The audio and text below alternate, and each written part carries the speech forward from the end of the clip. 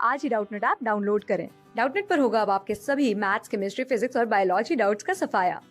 बस अपने क्वेश्चन की फोटो खींचो, उसे क्रॉप करो और तुरंत वीडियो सोल्यूशन पाओ। Download now.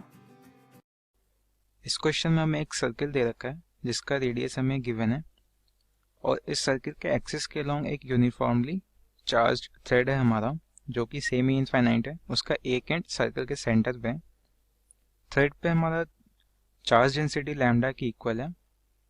तो हमें जो थ्रेड के कारण इलेक्ट्रिक फील्ड होगा सर्किल पे, उसका फ्लक्स निकालना है अक्रॉस द सर्किल एरिया।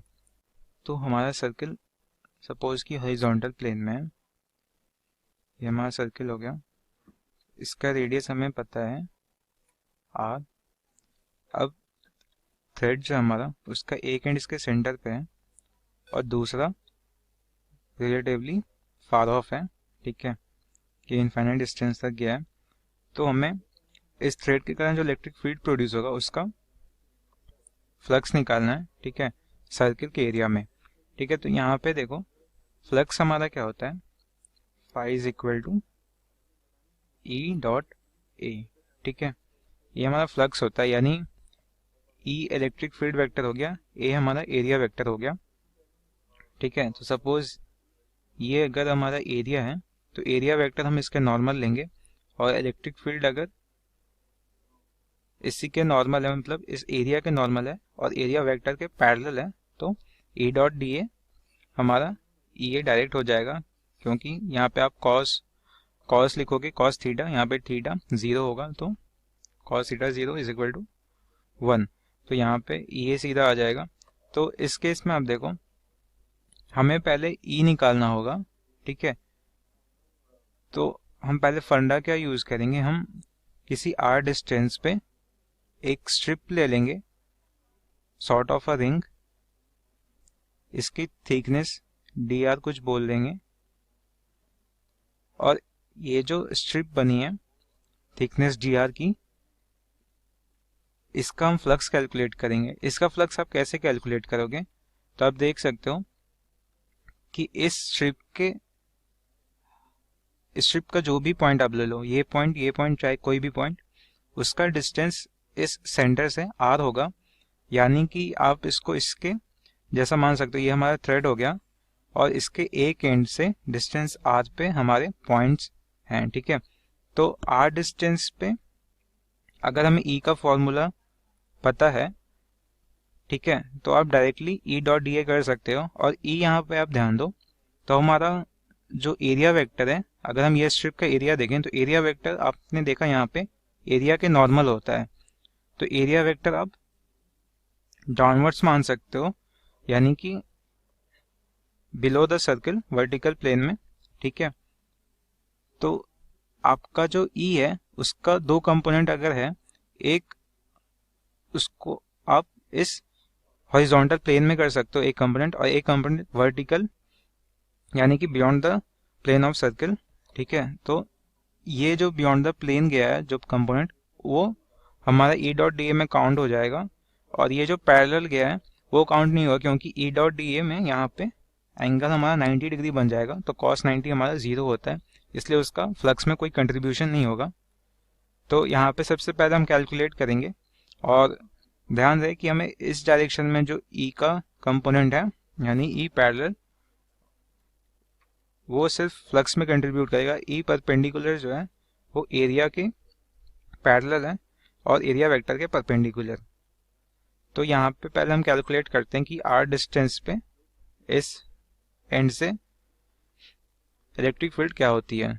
तो उसके लिए सपोज ये हम एक थ्रेड ले लेते हैं, ये सेमी इनफाइनाइट है, इसका एक एंड हमें पता है, इससे आर डिस्टेंस पे हम इलेक्ट्रिक फील्ड निकालेंगे, ठीक है। तो आप क्या करोगे, पहले इंटीग्रेशन हमें यहाँ पे यूज करना पड़ेगा, तो x डिस्टेंस पे dx लेंथ का स्ट्रिप कट करोगे और इसका इलेक्ट्रिक फील्ड यहाँ पे लिखोगे, फिर आप उसको इंटीग्रेट करके पूरे थ्रेड का इंटीग्रेट करोगे, तो आपको पूरे थ्रेड के कारण इलेक्ट्रिक फील्ड यहाँ पे मिल जाएगी।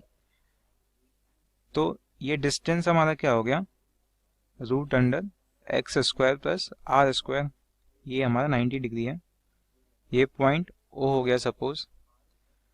अब इलेक्ट्रिक फील्ड इसका क्या होगा, ये थीटा हम बोल रहे हैं, तो इलेक्ट्रिक फील्ड आप क्या बोलोगे, dx एलिमेंट था हमारा, तो उसका अगर चार्ज आप dq बोल रहे हो, ठीक है, तो उसका electric field dq k dq by this distance का स्क्वायर, तो ये आ जाएगा हमारा X square plus R square. और dq हमारा क्या होगा, हमें पता है लैम्डा हमारा चार्ज पर यूनिट लेंथ है, तो dq हमारा हो जाएगा लैम्डा इंटू लेंथ, लेंथ इस एलिमेंट का dx है, तो ये dx हो गया हमारा। यानी आप इलेक्ट्रिक फील्ड क्या लिखोगे, k lambda dx by X square plus R square. अब यहाँ पे आप देखो, ये जो ट्रायंगल है उसमें आप tan थीटा लिखोगे तो क्या लिखोगे, परपेंडिकुलर बाई बेस, वो क्या होगा x बाई आर, तो यहाँ से x क्या हो गया हमारा r tan थीटा, ठीक है, तो यहाँ पे आप x को tan थीटा के टर्म्स में लिख दोगे तो हमारा थीटा के टर्म्स में एक्सप्रेशन आ जाएगा, और न्यूमरेटर में भी हम थीटा के टर्म्स में एक्सप्रेस कर सकते हैं। तो यहाँ पे dx है, तो dx लाने के लिए हम इस इक्वेशन को डिफरेंशिएट करेंगे, तो dx इज इक्वल टू क्या हो जाएगा r, और tan थीटा का differentiation sec square theta into D theta, तो ये हमारा dx। अब हम ये अगर पुट करें दिस एंड दिस इस इक्वेशन में, तो हमारा e क्या आ जाएगा, हमारा e आ जाएगा k लैम्डा dx की जगह r sec square theta D theta by X square plus R square, X square की जगह R square tan square theta, तो वो हमारा ये आ जाएगा। इसको अगर आप सॉल्व करो तो k lambda r by R square D theta, this is equal to k lambda by r D theta, ठीक है। ये हमारा स्मॉल एलिमेंट का कारण इलेक्ट्रिक फील्ड है, तो उसको हम dE से रिप्रेजेंट करते हैं। तो इस इलेक्ट्रिक फील्ड का डायरेक्शन क्या हो जाएगा, ये अगर हमारा पॉजिटिवली चार्ज था तो रेडियली आउटवर्ड इलेक्ट्रिक फील्ड का डायरेक्शन होगा हमारा, यानी कि ये इसकी वैल्यू है k lambda by R D theta. अब आप देखो हम इसके दो कंपोनेंट्स करेंगे, एक परपेंडिकुलर और एक पैरेलल टू थ्रेड। थ्रेड के परपेंडिकुलर जो कंपोनेंट है वो क्या हो जाएगा, ये अगर एंगल थीटा है तो वर्टिकली अपोजिट एंगल ये वो भी थीटा होगा, तो ये एंगल हमारा क्या ये कंपोनेंट क्या हो जाएगा, k lambda by R cos theta D theta, और ये हमारा हो जाएगा k lambda by R sine theta D theta. अगर हम इसको इंटीग्रेट करें k lambda by R sine theta D theta, ये हमारा क्या हो जाएगा k lambda by R minus cos theta, और थीटा की लिमिट क्या होगी, आप देखो थीटा जब x जीरो था तो थीटा हमारा जीरो होगा, और x जब इनफाइनाइट होगा तो थीटा हमारा इंक्रीज करते जाएगा, और लिमिट ऑलमोस्ट 90 तक पहुंच जाएगा, तो ये पाई बाई 2 हो जाएगा, तो हमारा ये क्या आ गया k लैम्डा बाई आर, ठीक है। तो इस डायरेक्शन में हमारा k लैम्डा बाई आर है।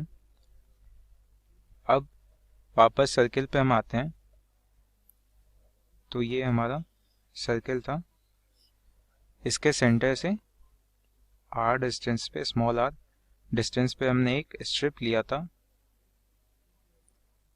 ये इमेजिनरी स्ट्रिप है, ठीक है। अब इसका थिकनेस हमने dr बोला, ये लेंथ हमारा dr हो गया, और ये जो हमारा थ्रेड था उसका हमने देखा दो कंपोनेंट होते हैं। अगर एक पर्टिकुलर r डिस्टेंस पे आप बात करो तो यहाँ पे इस डायरेक्शन में कंपोनेंट आएगा k लैम्डा बाई आर, और एक परपेंडिकुलर आएगा जो कि इस स्ट्रिप के प्लेन के परपेंडिकुलर होगा, यानी सर्किल के प्लेन के परपेंडिकुलर जाएगा, वो क्या होगा k लैम्डा बाई आर। अब आप देख सकते हो कि फ्लक्स में आप लिखते हो E डॉट डी ए, और यहाँ पे ये जो एरिया है हमारा वो इस सर्कल के प्लेन में है, और यानी इसका एरिया वेक्टर जो है ये डी ए वो हमारा थ्रू द प्लेन जाएगा, यानी इस डायरेक्शन में जाएगा। तो आप देख सकते हो ये जो हमारा E का कंपोनेंट है, इसका अगर आप फ्लक्स लिखोगे, phi due to perpendicular to thread component, उसका फाई 0 आ जाएगा। क्यों? क्योंकि एरिया वेक्टर और इसके बीच में 90 डिग्री एंगल बन रहा है, तो आप डायरेक्टली उसको 0 बोल देंगे, क्योंकि cos 90 डॉट प्रोडक्ट में cos थीटा आता है, यहाँ पे थीटा 90 है, तो ये 0 हो जाएगा। और इसके लिए थीटा हमारा 0 है क्योंकि दोनों वेक्टर सेम डायरेक्शन में, तो cos थीटा हमारा 1 आ जाएगा। तो आप डी फाई क्या लिखोगे इस स्ट्रिप के लिए? k लैम्डा बाई आर, ये इलेक्ट्रिक फील्ड का मैग्नीट्यूड हो गया, और एरिया का मैग्नीट्यूड है 2 पाई आर डी आर। अगर आप इस रिंग को कट करो कहीं से और उसको खोलो, तो इसकी पेरीमीटर 2 पाई आर आएगी और थिकनेस जी आर थी, तो इस स्ट्रिप का एरिया क्या हो जाएगा? 2 पाई आर डी आर। अब इसको अगर आप इंटीग्रेट करोगे तो ये फाई टोटल आ जाएगा, और इस डायरेक्शन में आर एच एस में के लैम्डा 2 पाई डी आर का इंटीग्रेशन आएगा। ठीक है, ये कितना हो जाएगा? 2 पाई के लैम्डा आर। आर का लिमिट क्या होगा? 0, यहाँ से शुरू होके सर्कल के रेडियस तक जाएगा, यानी कि कैपिटल आर। तो ये फाइनली हमारा क्या हो जाएगा? 2 pi by 4 pi epsilon naught lambda R, और फिर lambda R by 2 epsilon naught. तो ये फ्लक्स हो जाएगा इस थ्रेड के फील्ड का। क्लास 6 से 12 से लेके नीट, IIT, JEE मेंस और एडवांस के लेवल तक 10 मिलियन से ज्यादा स्टूडेंट्स का भरोसा। आज ही डाउनलोड करें डाउटनेट ऐप या व्हाट्सएप कीजिए अपने डाउट्स 8400 400 400 पर।